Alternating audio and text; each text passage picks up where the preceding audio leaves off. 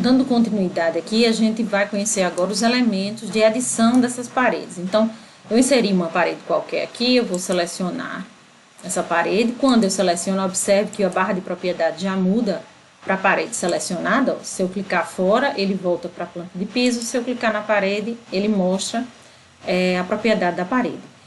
Para editar essas informações, acabamentos, estruturas da parede, você vai clicar em editar tipo, seleciona a parede que você quer editar o tipo, e aqui ele abre a caixa de propriedade do tipo da parede, onde ele diz que é uma família do sistema de parede básica, e o nome que você deu, que é esse aqui no superior. Você pode renomear, você pode duplicar, ou seja, a partir dessa daqui você duplica e cria uma nova, sem editar essa daqui, tá? Para não perder as informações dessa. Se você clicar em editar, você vai editar a estrutura da parede.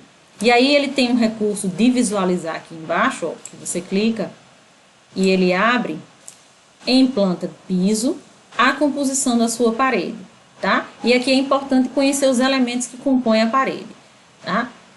Isso aqui, essa tabela aqui, mostra exatamente a ordem que aparece dessa imagem. O que está no meio é a estrutura, então você vê que a estrutura está aqui no meio. Ele tem aqui um nome que ele chama em cima lado externo e aqui lado interno, porque toda parede para o Revit ela tem um lado externo e um lado interno, tá? E aí você vê aqui, ó, que a estrutura está no meio, uma alvenaria de meia vez, e diz a espessura, que é essa espessura que aparece lá no projeto dessa alvenaria de meia vez.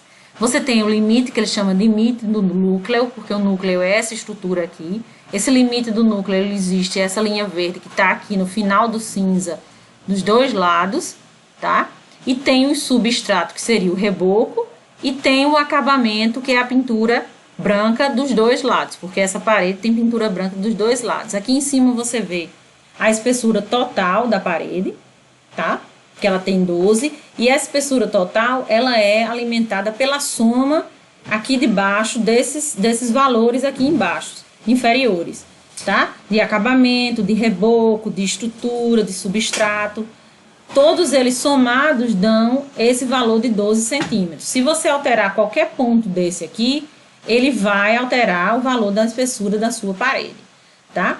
Esses elementos aqui você pode compor, mudar a posição, por exemplo, se eu selecionar aqui esse acabamento, ó, e dizer que ele vai para baixo do substrato, observe lá no desenho, na imagem, ó, que isso aqui está mudando de lugar, tá?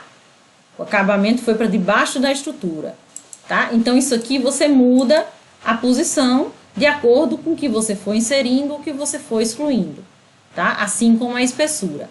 Aqui esses materiais você pode alterá-los também. Para alterá-los, você vai clicar no nome dele e vai clicar nesse quadradinho com 3 pontinhos que vai abrir o navegador de materiais.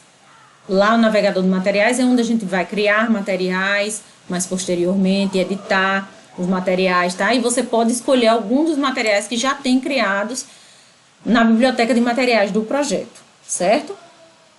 Então, aqui é só para vocês entenderem a composição dessa parede, né? De que forma se compõe uma parede, que é da forma real que acontece em obra, tá? Eu vou dar OK aqui, porque a gente não vai precisar mexer nessa parede, tá? Vou dar OK aqui novamente e eu volto aqui para a minha parede. Se eu tivesse feito qualquer alteração nessa parede, eu teria alterado todas essas paredes que já inseri no projeto. Então, se imagina que eu inseri várias paredes de 12 centímetros, se eu tivesse feito alguma alteração aqui, sem duplicar, obviamente, elas seriam todas atualizadas ao mesmo tempo.